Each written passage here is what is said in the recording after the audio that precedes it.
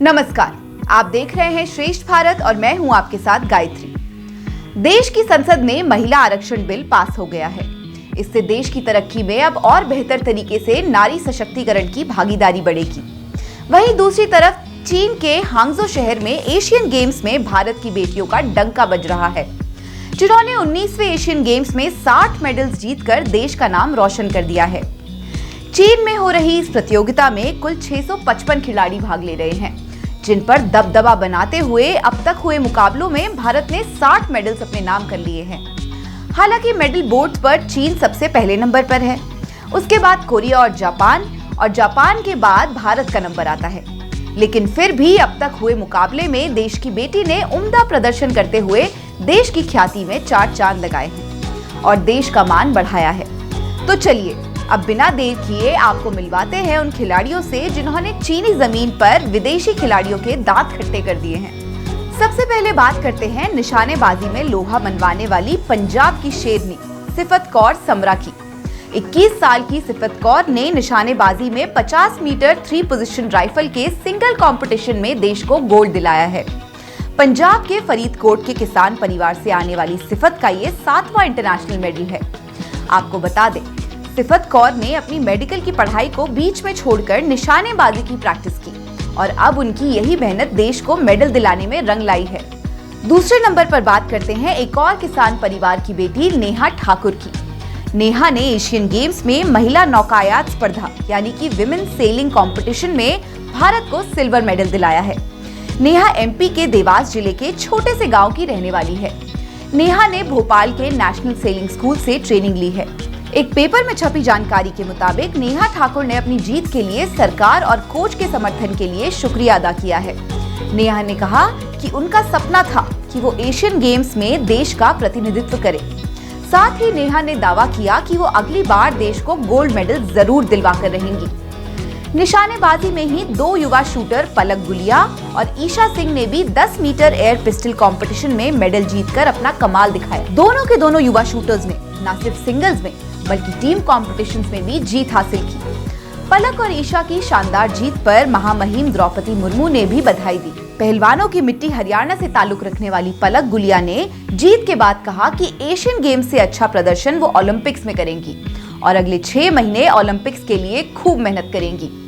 वहीं ईशा सिंह भी Asian games में 2 मेडल अपने नाम कर चुकी हैं। ईशा तेलंगाना की रहने वाली हैं और उन्होंने 9 साल की उम्र से ही निशानेबाजी की ट्रेनिंग लेनी शुरू कर दी थी।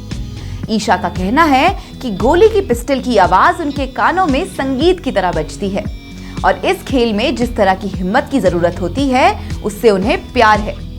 आपको बता दें, ईशा सिंह ने साल 2014 में पहली बार बंदूक थामी थी और सिर्फ 13 साल की उम्र में मनु भाकर और हीना सिद्धू जैसे दिग्गज खिलाड़ियों को मात दी थी। मणिपुर की रोशीबिना देवी अपने हुनर का जौहर दिखाते हुए वुशु में सिल्वर मेडल जीता और देश की झोली में एक और मेडल डाला। मेडल जीतने की खुशी उनकी आंखों से निकलने वाले आंसुओं में साफ देखी जा सकती थी। 22 साल की रोशीबिना देवी इससे पहले इंडोनेशिया में साल 2018 में हुए एशियन गेम्स में कांस्य पदक जीत चुकी हैं। पत्रकारों से बातचीत में उन्होंने मणिपुर के हालातों पर अपनी राय रखी और कहा कि मैं नहीं जानती कि हमारा क्या होगा, अभी पूरा डर बैठा हुआ है। काश सब सामान्य हो जाए और जो था उससे सब कुछ बेहतर हो जाए और हम शांतिपूर्वक रह सके। सब कुछ ऐसे जलते देख अच्छा नहीं लगता। महिलाओं की 100 मीटर बाधा दौड़ में विशाखापट्टनम की ज्योति यर्राजी ने बाजी मारी और एक और सिल्वर मेडल भारत की झोली में ला दिया। मेडल जीतने के बाद ज्योति ने कहा, चीन की एक खिलाड़ी से हुए विवाद की वजह से उन्हें मानसिक तौर पर काफी परेशानी हुई, जिसका सीधा असर उनके प्रदर्शन पर भी पड़ा। दौड़ में ज्योति तीसरे नंबर पर आई, लेकिन बाद में चीन की खिलाड़ी को अयोग्य करार कर दिया गया और ज्योति को सिल्वर मेडल मिल गया। पंजाब के होशियारपुर से आने वाली हरमिलन बैंस के पिता अमनदीप बैंस नेशनल चैंपियन और 1500 मीटर इवेंट में पदक विजेता हैं, तो उनकी मां माधुरी साल 2000 में हुए एशियन गेम्स में 800 मीटर इवेंट में सिल्वर मेडल जीत चुकी हैं। हरमिलन बैंस ने 1500 मीटर में अपना silver medal athletics federation of India और साई को समर्पित करते हुए उनकी मदद के लिए आभार व्यक्त किया। दरअसल हरमिलन बैंस साल 2017 में चोटिल हो गई थी, जिसके बाद उनकी सर्जरी हुई थी। खबरों की माने तो उन्हें वर्ल्ड एथलेटिक्स चैंपियनशिप में भाग लेने से इनकार कर दिया था, लेकिन फिर उन्होंने तैयारी की और मेडल अपने नाम किया। बेंगलुरु में रहने वाली अदिति अशोक ने एशियन गेम्स में गोल्फ में सिल्वर मेडल जीतकर इतिहास रच दिया है। आप जानते हैं कि गोल्फ में अब तक पुरुषों का ही वर्चस्व रहा है। एशियन गेम्स में गोल्फ में जीतने वाली अदिति अशोक पहली भारतीय महिला हैं। हांगजो में मेडल जीतने के बाद अदिति ने उम्मीद जताई है कि 2024 में होने वाले ओलंपिक्स में भी वो अच्छा प्रदर्शन करेंगी।